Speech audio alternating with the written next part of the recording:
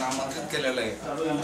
आपल्या पंचक्रोशीतील पत्रकार विलास जोशी, विशाल जोशी आणि आपल्या विद्यालयातीलच भाऊसाहेब आदरणीय सोनवणे भाऊसाहेब रवी भोपांड्रे यांना आपण आवर्जून आपल्या विद्यालयामध्ये बोलवलेलं आहे। कारण पत्रकार हा समाजाचा एक अर्थ असतो। चांगल्या प्रकारच्या घटना विद्यालयामध्ये घडत असतात, त्या घटनांचा उहापोह समाजामध्ये चांगल्या प्रकारचे पडसाद उमटत असतात। म्हणून पत्रकारांचा सत्कार करणे हे आपलं कर्तव्यच आहे। म्हणूनच आम्ही आपणास इथं आवर्जून आमंत्रित केलेलं आहे।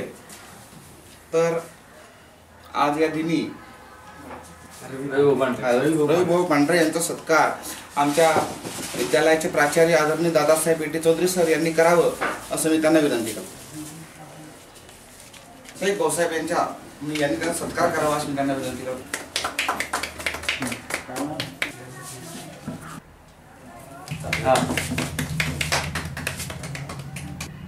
जो पत्रकार हा एक प्राणी असा आहे की त्या ठिकाणी तो कुणाकडनं कुठलीही अपेक्षा नसते, परंतु ज्या वेळेला त्यांच्या बातमीची दखल कुठेतरी होते त्यावेळेला कुठेतरी त्या व्यक्तीला त्याच्या मनासारखं म्हणजे आपण एक समाधान म्हणू समाधान वाटतं। आजचा हा दिवस जो आहे पत्रकार दिवस दिन तो आपण या ठिकाणी साजरा केला, आम्हाला या ठिकाणी बोलवलं, आभार मानेल। कारण विषय असा आहे की दरवर्षी आपण या पत्रकार दिनाचा जो कार्यक्रम आहे तो आपण साजरा करत असतो। गेल्या 2-3 वर्षापासून बहुउद्देशीय समिती असेल किंवा दूरदर्शन असेल किंवा ग्रामपंचायत असेल किंवा जैन फार्म असेल या अंतर्गत आपण कार्यक्रम साजरा करतो। परंतु यावर्षी कुठेतरी विसर पडला की काय असं आम्हाला वाटलं आणि ते खंत थोडीशी मनात राहिली। आणि त्याच दिवशी आम्ही एक विचार केला की आज आपलं थोडंसं आपला स्वतःचा कार्यक्रम आपण स्वतः कार्यक्रम करायला हवा होता, परंतु बाळशास्त्री जांभेकरांची प्रतिमा नसल्यामुळे आपण तो कार्यक्रम करू शकलो नाही।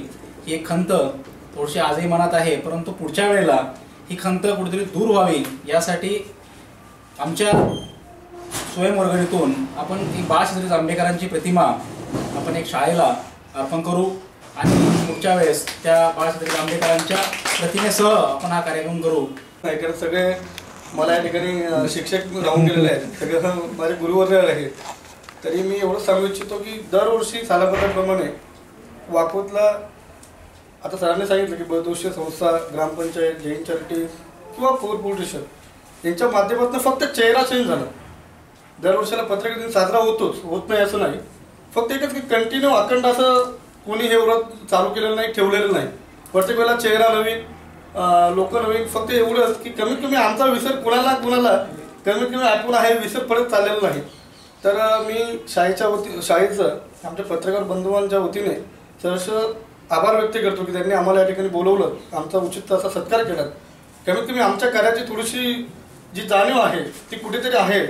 कारण आपण आज आम्ही लिखाण करतो, कुठलाही त्यामध्ये हेतू आमचा एकच असतो की कुठेतरी कुणाला तरी जाग आली पाहिजे प्रसारणाच्या माध्यमातून। जर शासनाच्या विरोधात जरी लिहायचं असलं सर्वसामान्यांसाठी, कमीत कमी ज्यावेळेला बातमी प्रकाशित होते त्यावेळेला कुठेतरी अधिकारी वाचतो आणि त्या कार्याची दखल घेतली जाते, त्यावेळेला मला एक वेगळा आनंद, वेगळं समाधान आम्हाला मिळतंय।